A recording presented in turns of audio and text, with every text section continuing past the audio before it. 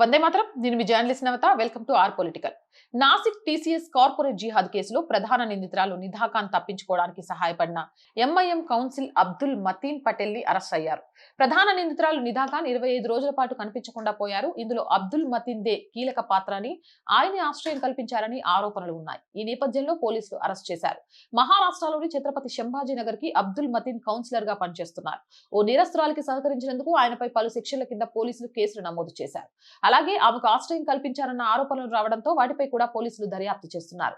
విచారణాధికారుల ప్రకారం నాసిక్ లోని టీసీఎస్ కి అనుబంధంగా ఉన్న బీపీఓ యూనిట్ కి సంబంధించిన మత మార్పిడి మరియు లైంగిక వేధింపుల రాకెట్ పై కొనసాగుతున్న దర్యాప్తులో భాగంగా అబ్దుల్ మతీన్ పటేల్ ను నాసిక్ క్రైమ్ బ్రాంచ్ అదుపులోకి తీసుకుంది.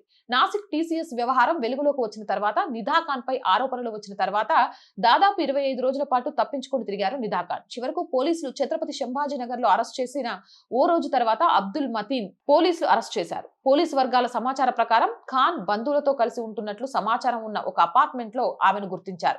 తదుపరి విచారణ కోసం నాసిక్ కు తీసుకురావడానికి ముందు బదిలీ వారెంట్ పై ఆమెను స్థానిక కోర్టులో హాజరుపరిచారు. నాసిక్ లోని టీసీఎస్ లో మహిళా ఉద్యోగులపై లైంగిక వేధింపులు, బలవంతపు మత మార్పిడి ప్రయత్నాలు, మతపరమైన భావాలను దెబ్బతీస్తున్నట్లు నిధా ఖాన్ పై ఆరోపణలున్నాయి. అక్కడ ఉద్యోగులు కూడా నిధా ఖాన్ చేసిన పనులను వెలుగులోకి తెస్తున్నారు. అంతే, ఈ వ్యవహారాలన్నీ వెలుగులోకి వచ్చినప్పటి నుంచి నిధా ఖాన్ పరారీలో ఉన్నారు. గత 25 రోజులుగా ఆమె అజ్ఞాతంలో ఉన్నారు. ఈమెను పట్టుకునేందుకు పోలీసులు పలు బృందాలుగా విడిపోయి విస్తృతంగా గాలించారు. మరోవైపు ఈ కేసు దర్యాప్తు కోసం నాసిక్ పోలీసులు సిట్ ని ఏర్పాటు చేశారు. టీసీఎస్ క్యాంపస్ లో లైంగిక వేధింపులు, బలవంతపు మత మార్పిళ్లకు సంబంధించి మొత్తం 9 కేసులు నమోదయ్యాయి. ఇప్పటి వరకు మేనేజర్ సహా 8 మంది అరెస్ట్ అయ్యారు. ఈ క్రమంలో నిధా ఖాన్ పేరు బయటికి వచ్చింది. కంపెనీలో సీనియర్ అయిన నిధా ఖాన్ వాట్సాప్ గ్రూపుల్లో ఉద్యోగులను లక్ష్యంగా చేసుకుని వేధింపులకు దిగుతోందని తెలిసిపోయింది.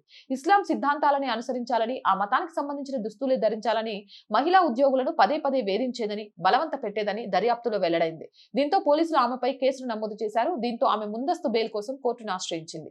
పిటిషన్ ను మాత్రం న్యాయస్థానం తిరస్కరించింది. దీంతో ఈ కేసు తీవ్రత పెరిగిపోవడంతో నిధా ఖాన్ పరారీలో ఉంది. చివరికి ఛత్రపతి శంభాజీనగర్ లో ఆమె ఆచూకీని గుర్తించి అరెస్ట్ చేశారు. అండ్ రోజు చెప్తుందేనండి, R group of channels, R voice, R political, R Sanskriti, 3 మన ఛానల్సే. So please subscribe our channels. Content బాగుంది అనిపిస్తే లైక్ చేయండి, షేర్ చేయండి.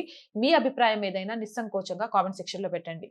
ఆర్థికంగా ఆర్ వాయిస్ కి చేయుతగా నిలవండి. మీరు చేసే చిన్న సహాయమే ఈ ఛానల్ ముందుకెళ్ళడానికి ఉపయోగపడుతుంది. ఆర్థికంగా సపోర్ట్ చేయాలి అంటే సబ్స్క్రిప్షన్ పక్కనే జాయిన్ అనే బటన్ ఉంది. 1 to 5 లెవెల్స్ ఉన్నాయి. ఏదో ఒక లెవెల్లో సపోర్ట్ చేయండి. లేదా స్క్రీన్ మీద గూగుల్ పే, ఫోన్ పే తో పాటు అకౌంట్ డీటెయిల్స్ ఉన్నాయి. మీకు తోచిన సహాయాన్ని అందించండి. వ్యాపార ప్రకటనల కోసం 8328500576 నెంబర్ని సంప్రదించండి. జై హింద్, జై భారత్.